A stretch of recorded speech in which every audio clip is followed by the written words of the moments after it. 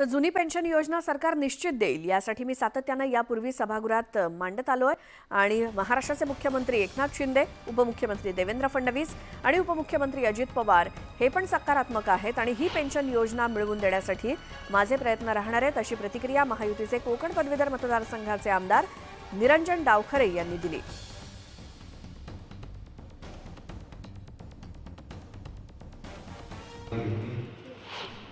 Old pension scheme असेल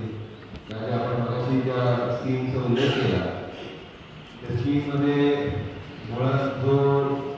त्यांना interest भेटतो तो मार्केटमध्ये सब्जेक्ट टू फ्लक्च्युएशन आहे, त्याच्यामुळेच तो विरोध आहे आणि त्याच्यामुळे राज्य शासनाने भूमिका घेतलेली आहे। मागच्या अधिवेशनामध्ये या संदर्भात सातत्याने मी माझ्यासाठी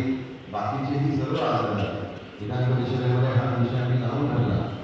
आणि सन्माननीय